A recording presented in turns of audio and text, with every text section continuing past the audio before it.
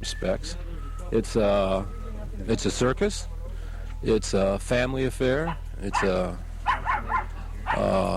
information networking sharing, and it's a rap session. It's a time to get high together. It's a time to really be and to talk and to believe, our visions and to share that stuff. And we go from here kind of recharged or burned out. Either way, you can't help but win, wherever it is that you're going. If you're going someplace being burnt out, you're going to recoup. If you're going someplace all fired up, well, then that's so much the better. I've been doing this for about 10 years. You've been doing this for 10 years? Yeah. And I saw it when I first saw it 10 years ago. I got hooked. This isn't going on anywhere else except here and amongst us. Here you go, bro. And I know the kind of, a lot of people think we're just, losers. A lot of people think we're losers and we hang together in losers' clutches. And in one sense, that's true. We've had enough sense to bail out of, to jump off a sinking ship. And I look at the culture out of which we've come as, it's just exactly that.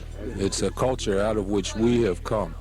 And in spite of some of our appearance and things like that, I feel like we are the cream of the crop in a lot of ways. There are a lot of people who, kind of scruffy, raggedy appearance, who've had the richest, deepest, most incredible experiences that you could make stories out of. It's a lot of energy here. A lot of people wanting to participate. You can feel it. People wanting to be a part of an alternative. So the rainbow, to me is a gate.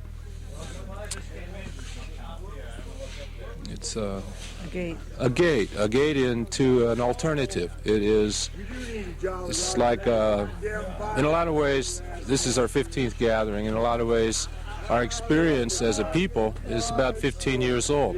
We're sort of adolescent.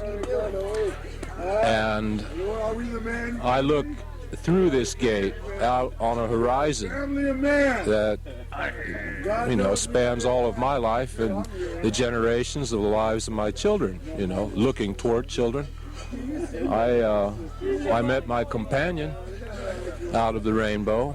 I've found a deep well. It's water. This is water. Sharing.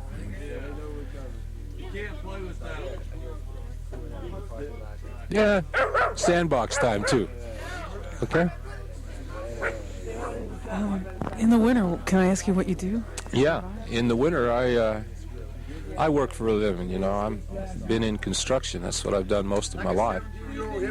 And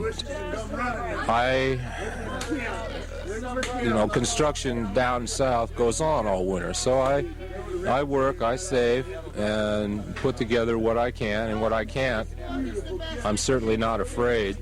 This is an act of faith. If you don't have it all together, well, you come anyway. But I work. I work and I save my money, what little I make. As far as the rungs of the ladder of success, I've been doing pretty much the same thing as far as work for about 15, 20 years, and I'm still making about the same money that I did 15 years ago. I just don't need as much. And I'm certainly not, it's easy. It's easier. It's getting easier for me to live in cities. It's getting easier for me to be in a culture that I see as being incapable of producing generations of sane people anymore. And this is peace. It's people who are coming out of a warring mentality and are being together, talking in the name of peace. And it looks kind of funky. And it is kind of funky because people are kind of funky. And as far as common denominators, this experience will humble you, you know. If you can't be in it, well, then you go about your way and you make excuses for how come you're better than this, how come you don't have to be in this, or you look at different aspects of it and you criticize it and you walk away from it. I've done that too. You know, I've gotten very sick here in years past, but it kind of grows on you.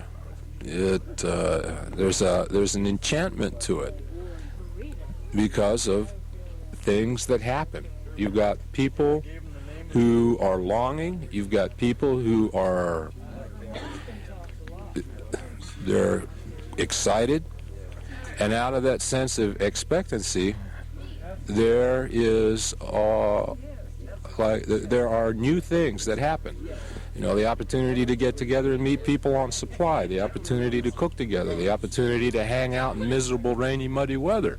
Are you a vet too? Are you? No, I'm not. Well, I'm a veteran of Life. the war in this country, the psychological war that's been going on since and before Vietnam. It's like this country here has reached the limit of materializing awareness. People's awareness is basically sunk in things. Status and everything is arranged according to how much money you make. And in the end, what that creates is deep, extraordinary resentments along class lines. And the only way to heal that is for people to become humble. And it kind of comes out of Scripture, you know, the first shall be last, and the last shall be first. If you don't use it, you lose it. And if you don't appreciate what you've got, well, then you've got no right to it. And I came out of the middle class, and I had a lot of ideas of. I was a pretty proud young man, and I felt in a lot of ways that I was better than a lot of people. That was just a part of a shell that I'd been taught. You know, I was basically insecure and freaked out like everybody else. And the walls that I created were for my own protection. And as I got more, you know, as I grew up and gained more confidence in my experience and my ability to relate, I found people who were opened up on levels because they weren't burdened and enclosed in shells of superiority or mind stuff. There's mind stuff and then there's heart stuff, and I've rearranged my life on a heart level, you know, and my thinking and the events in my life sort of happen out of that. I'm no longer a refugee. I've got a family. I've got a ridiculous way to be in a very ridiculous world, and I smile a lot, and I think I create a lot of endorphins with my friends. The bubbling over, that's here. I like bubbling. I think I'll live a lot longer. And I think that my influence on the planet will be a lot better than if I had decided to become a doctor and hoard my money and reactivity. I don't like reaction. And cause and effect is basically the way people get after their initial enthusiasm gets crushed by the facts of life, the reality, the constraints of our culture, of having to produce for poorly articulated ideas. Anyway, Any last thoughts that you'd have about what this place feels like for someone who's listening and just has no idea what this place is like?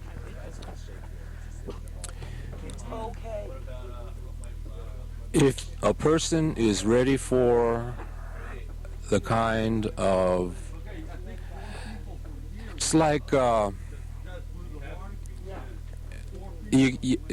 spirit is like the wind. You can't see it, but you can see its effect. And if a person is open, then there's something about this ridiculous way of being in the woods that is very charming, that's attractive. And what it does is serve as a catalyst to bring people who are bored with their life or who are frustrated with their way in the world, and it starts something happening in them. It's like a seed, and if they're good ground for it, it'll take root and it will grow. And this is a lifetime thing.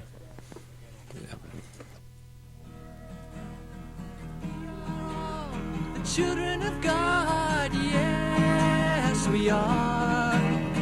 We are all the children of God, yes, we are. We are all the children of God, yes, we are. We are all the children of God, yes, we are. Kind of involved in the gathering.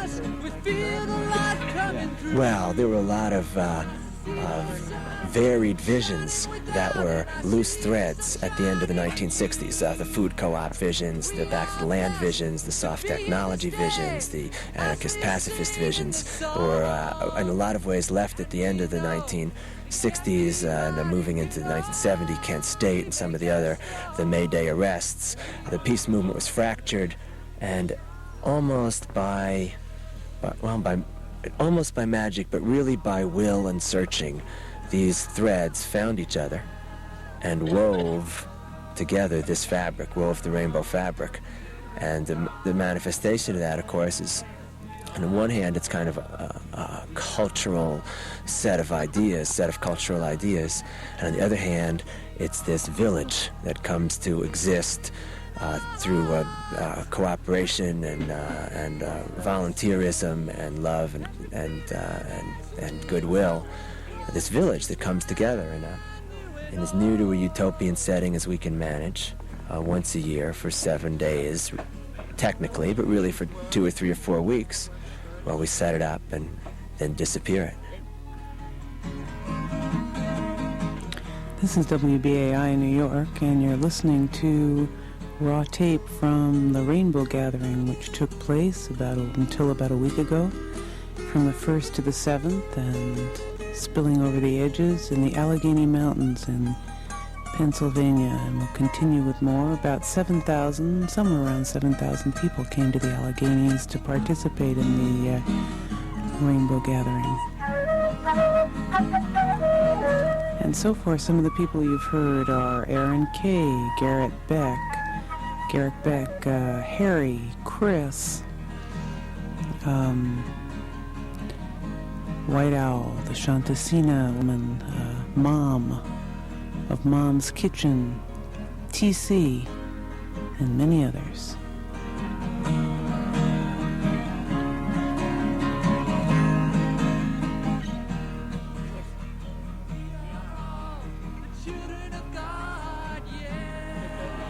Are you connected with the family all year round? I mean, do you do stuff with the family? Well, we cycle in and we cycle out. We do our private individual projects, and we do our personal relations and our lives and our families. We live in different communities. Some people live in a communitarian setting all year round. Some people here at the gathering cycle back into suburbia or the big cities. A lot of us stay in touch.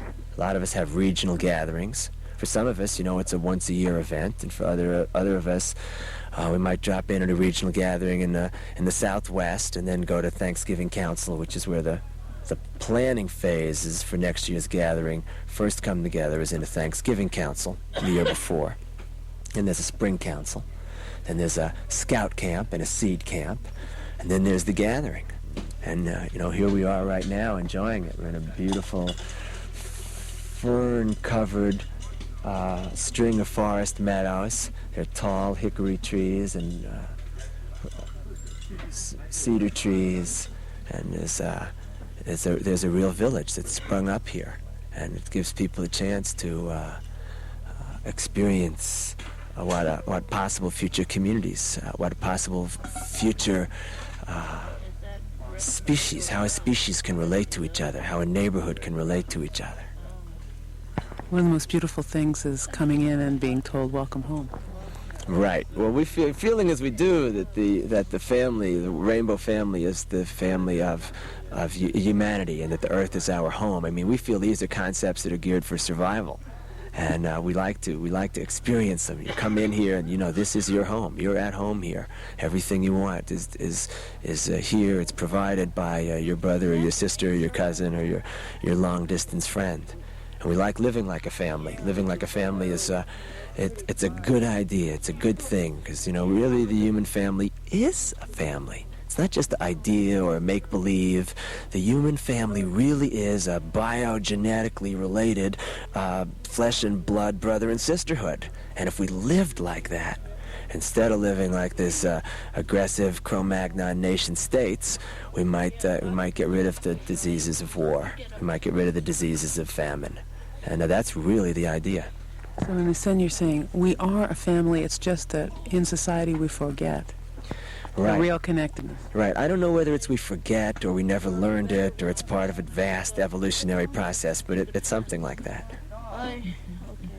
What about the legal problems that Rainbow has had with, doing these gatherings? Well, we've had a legal problem since day one, and they too go in cycles. Right now in Pennsylvania, we're in a situation where generally things are very, very smooth, and that's the way we like it. But the bureaucracy of government has perpetually contested our right to be as free as we are. And we, of course, kids of the Americas and the rest of the 20th century world, have very expansive ideas about what freedom really means. And we feel that it's clear in the Constitution that the government is here to protect the rights of people's peaceable assembly and the rights of their expression. And sometimes the bureaucracy thinks the way they protect that is to make a bunch of laws that tell us how we have to do it. and we really don't go along with that. We recently had a court case in Tucson, Arizona, in a federal district court there, which we won, in which the judge held that the laws restricting our rights to gather are unconstitutional.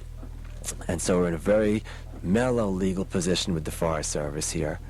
And of course, even in all the branches of government, we find allies. We find people in the Forest Service and other branches of the government that really support us. But there are other elements that are very frightened of us, and we just wish they'd come to the gathering and find out what a peaceful bunch we really are. And in part we feel we are part of the hope of the future, that we're part of the hope of that this country has, that the third world won't in great anger rise up and give this country the most terrible hard time. We feel by living like a tribe, by practicing sharing and cooperation, that we really are part of the future adventure of not just a little clan, but maybe some of these ideas will spread out into the rest of the species. That's fine. That's beautiful.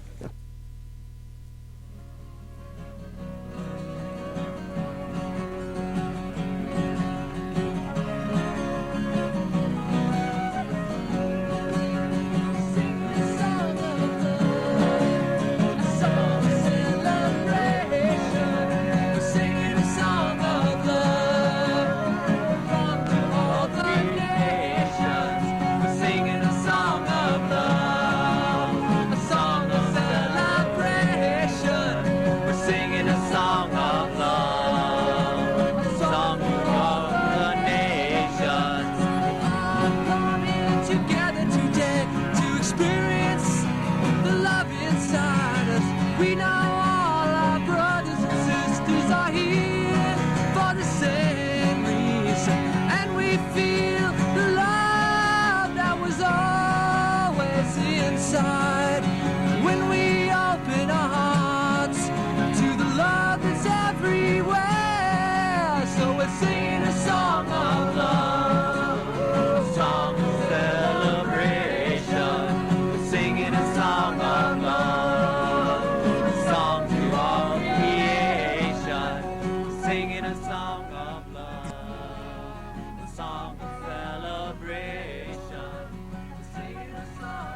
And how many gatherings have you been to? This is my 7th.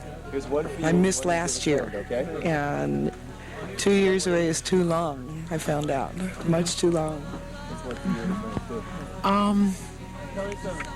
What would you say to the world about what this feels like here?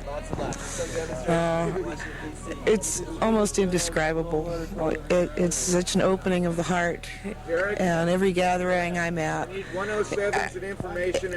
my mind is just blown, to use an old cliche. I can't believe it, the people who are really sharing and really loving and really working on themselves to get along with everybody, whatever their differences are. How are you different from when you first came to a gathering 7 years or whenever? Well, I'm a lot less hot-headed than I used to be. I've mellowed a lot. I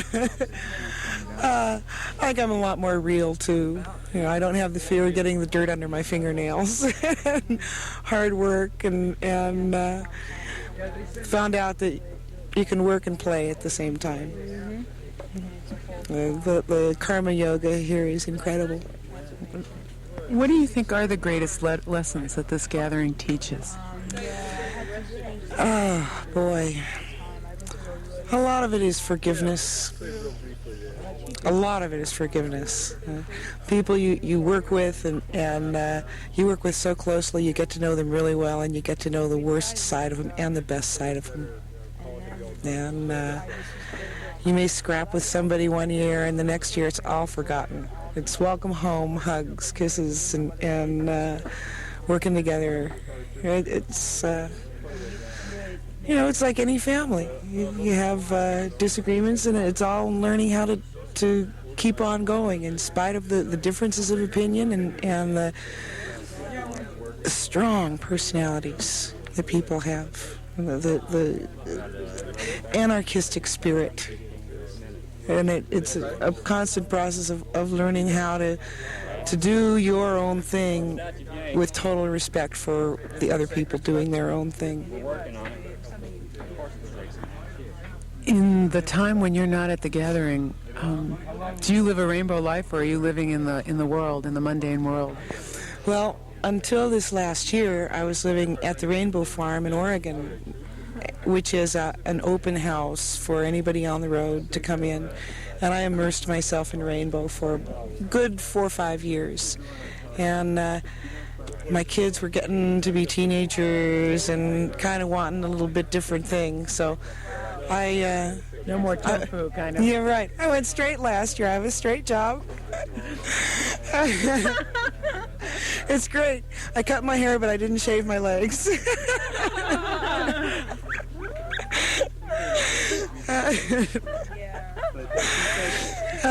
What kind of straight job? What kind of straight job? An office assistant at Washington State University in the computing center, and I'm learning about computers. I'd like to learn a little programming. Right now I'm just learning the text processing programs that they've already got. And so great. if you've been working in the straight world, coming here must have been really necessary for I needed some juice. I really did. There are good people out in the straight world. There are some awfully good people out there, and I needed to remember that because I had been in the alternative culture for so long. I developed my own prejudices, and it's nice to see that people are people everywhere. But the family is special. It is.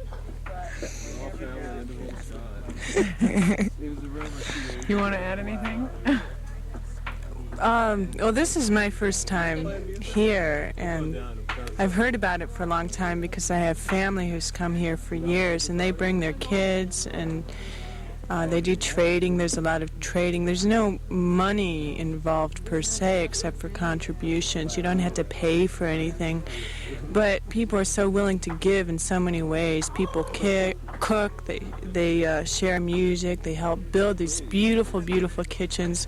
Right now we're in the taco village, or whatever it's called, taco kitchen, and there are these beautiful clay ovens with oil drums in them for the oven parts, and everything's so beautiful, and everybody really helps to make things work. I know when I came here, I live on the East Coast in Boston, and I was sort of afraid to come at first because I knew it was out in the wilderness and you had to go a long way in after you'd left your car off. And we had to carry things for a long time, and we kept paring down. First we pared down before we packed the car, and then we pared down when we left the car, and you know, there are things that you don't have. Like right now I'm whittling a spoon because I didn't bring a spoon, and you find a way to make things work. You don't have to worry about things not working. We had an incredible thunderstorm last night, but you know, people survived. You know, people take care of each other. Those people who didn't have tents, they were taken care of. Last night there's this incredible session in the main circle. That's a place where there's a great big community fire, and people play drums and sing and dance, and it was just so beautiful. There was this lightning, and it would lighten, and you could see the whole circle, and all these people they were so in tune with each other. There were so many people that the energy was just so wonderful, and that's carried through in all over in the camp. You get rid of your fears when you come here. You really feel a true sense of trust in your humankind, and it's so wonderful. And for me, I hope that I can bring that feeling back to the city and be able to transpire that sense of trust in the humankind, where so many people have lost that. Getting so caught up in their jobs, and you know, forgetting that you can look at people in the eyes, and you can really smile at people, and you can really trust people if you give yourself a chance and then give other people a chance. In their tribal culture, keep my heart strong. One love, come over roots. In their tribal culture, keep my heart strong. One love, come over, oh yeah, oh yeah, oh, oh, oh yeah, oh yeah, oh, oh, oh yeah, oh yeah, oh, oh, oh yeah, oh yeah, oh, oh, oh yeah. We got the roots in their tribal culture, keep my heart strong. One love, come over, roots in their tribal culture, keep my heart strong. One love, come over, oh yeah, oh yeah, whoa, whoa, whoa, yeah, oh yeah, whoa, whoa, whoa, yeah, oh yeah, whoa, whoa, whoa, yeah. One more verse.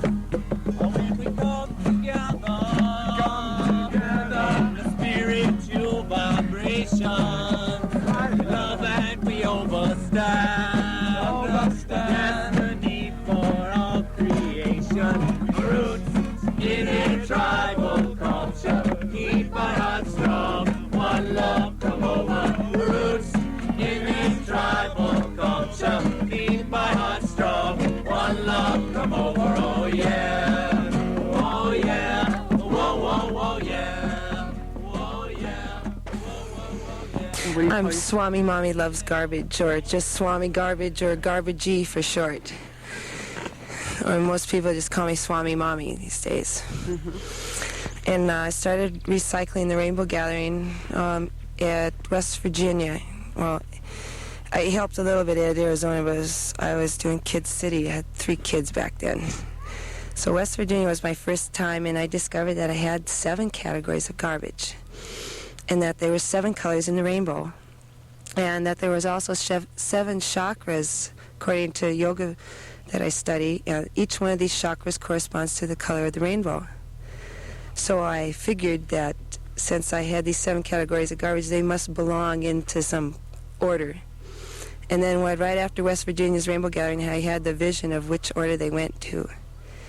And then I have it right here: metal, glass, paper, compost, plastic, which are the 5 basic elements of garbage. And then lost and found and free are the top 2 categories of garbage. Free is stuff that people can take, in other words. Yeah, that's a little cheaper than the Salvation Army. Yes, giveaways, community needs useful items. And so are all the various garbage piles I've been seeing around the camp you're doing? Yes, I go around and I check. I give everybody signs, and if they can't put it up, I have a staple gun. I come around and help them put it up, and then I go around and inspect the trash. I even have a little song for that. Really? Well, let me, I gotta hear your song, but let me turn over my... I'm making a list and checking it twice. I'm going to find out who's naughty or nice, 'cause Swami Mommy's inspecting your trash. She knows if you've been mixing up the trash. She knows if you've been mixing the plastic, metal, and glass. So you better not litter and you better not mix. You better not go back to your sloppy old tricks, 'cause Swami Mommy's inspecting your trash. So be good for goodness sake. Ho, ho, ho. One love, come over, oh yeah. Oh yeah. Whoa, whoa, whoa, yeah. Whoa, yeah. Whoa, whoa, whoa, yeah. Oh yeah. Whoa, whoa, whoa, yeah. Oh yeah. You got the roots in the tribal culture. Keep my heart strong. One love, come over. Roots in the tribal culture, keep my heart strong. One love, come over, oh yeah. Oh yeah, whoa, whoa, whoa, yeah. Oh yeah, whoa, whoa, whoa, yeah. Oh yeah, whoa, whoa, whoa, yeah.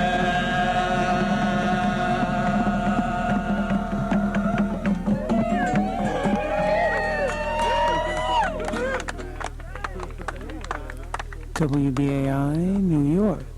Hey, is it Surface, John? Surface. Surface, like, oh, that's why you were saying surface. Yeah. I thought it was some code. No, that's my name. That's great. Well, when did you first hear about this thing about to happen?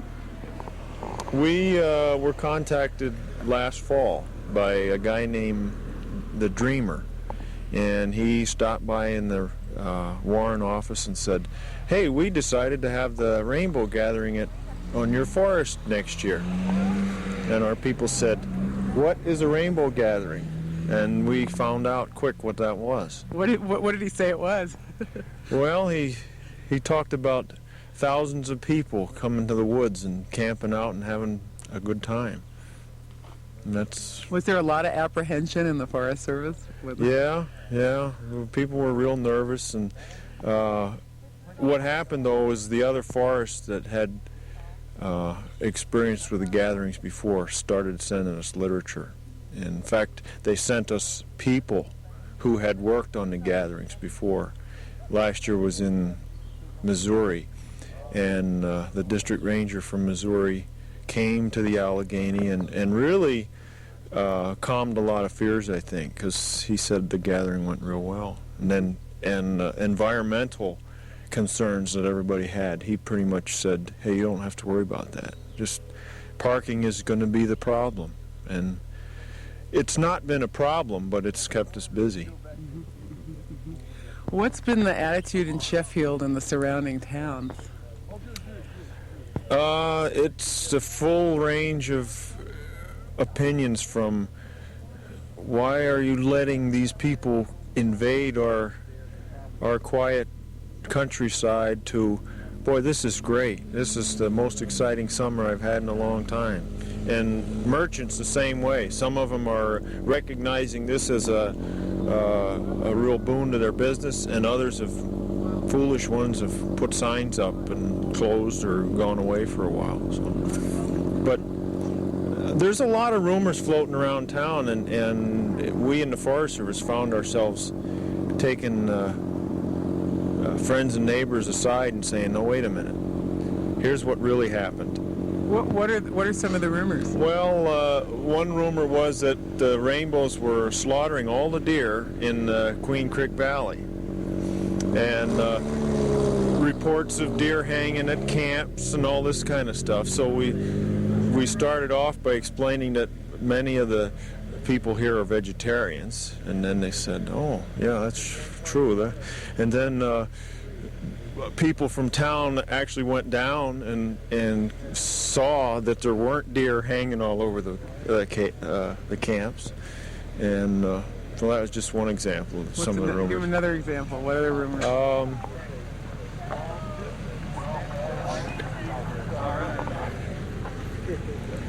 Let's see. One was about the rainbows were coming into Sheffield and luring children. And it turns out that there were some people hanging around in front of one of the taverns downtown, and some of the rainbows invited them to the camp. That was luring. Oh, gotcha. Have some townspeople checked it out? Have they come a lot, down? yeah. A lot of people have been down in. Saw a lot of people today that I know from town that were going to see for themselves. Mm-hmm. What do you think? I think it's pretty exciting. I'm enjoying the work, meeting a lot of people. From all over? I just wish I didn't have to work, so I could go down and have fun too. You get any time off? Do you get any time to wander around? Part of what I'm doing is to wander around, just to be there. People have questions and stuff, but I probably won't have a day off to just go in with my family until maybe Tuesday, and by then I know most of the people will be gone. But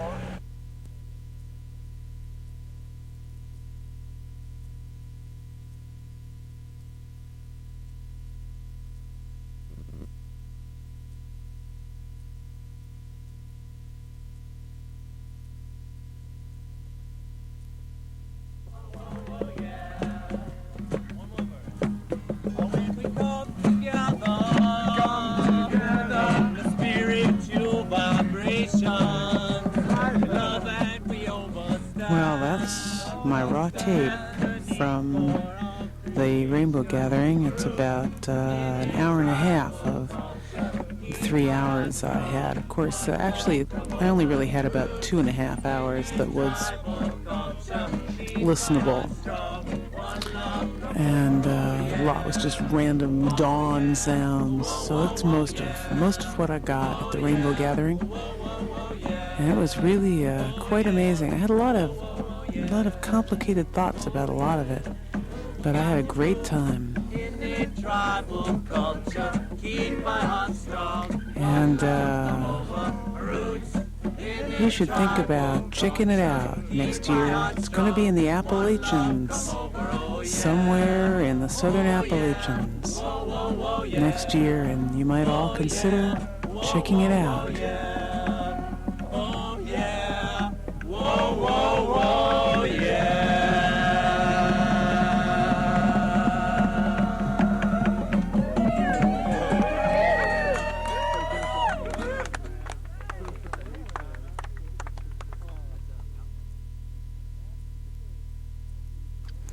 And so that's the tape. Hope you enjoyed it. I did. It certainly mellowed me out from the previous program, which actually had gotten me deeply furious. I'm not exactly even sure why. The previous program with Sheldon Rands, in which I wanted to scream and shout some things, and this is certainly has put me in a very different mood, just going back to the gathering and being there again. And I know there are a lot of people who are at the gathering who are listening, and if we had more than exactly 2 minutes, I'd even take phone calls, but we don't. There are regional gatherings. There are, actually, if somebody would like to call up with a New York City Rainbow contact address at this very moment, a place where people in the New York, whatever, this area, this listening area, can write to. Hello, who's calling? You will be on the air. I can put you on the air. Hold on. Hello there. Hello, Margot? Yes. Aaron. Hi, Aaron. Okay, I wanted to express a little bit of my opinion of the gathering. Okay, we only have a minute and a half. I thought it was a great party of love and unity, but those But those people in New York who would like to make contact with the family, I can give you a mailing address. Okay, great. Give it to me. P.O. Box 1554, New York City. Mm-hmm. The zip is 10009. Great. And what is there any name or any... It's under New York Rainbow. New York Rainbow, P.O. Box 1554, New York City 10009. Yes. Great. And perhaps it'd be a great idea to focalize and get people to go down to North Carolina, wherever it's going to be for next year. Yeah, it's not definitely in North Carolina. It's in the Appalachians. That's the latest I've heard. Talking about. Right. But anyway, thanks for calling, Aaron. Yeah, thank you. Okay, bye-bye. So that's the address for any of you who do want to contact the Rainbow Gathering. And this is WBAI in New York. This is Margot Adler. I'm going to be going away for a couple weeks to Vermont to teach a course in Vermont. So I will not be on the air for the next 2 weeks. I'm not even sure who's going to be on the air, but I will not be on the air for the next 2 weeks. And then I'll be back somewhere around August, I guess it's August 4th, whatever that Monday is, right after Women Take Liberty is on.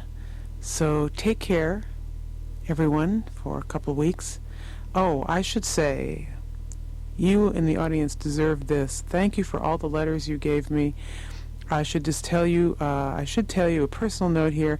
I have decided to stay as a renter in my apartment, and I feel extremely relaxed about that decision. And a lot of things have transpired since my somewhat hysterical program about what I was going to do. But I feel very relaxed around the issue right now, and actually very good about things. And thank you, particularly the person who wrote me the anonymous postcard. That was really beautiful, and a couple of other people out there. Thank you very, very much. It is 12:30. It is time for a rebroadcast of the news on WBAI, so good night.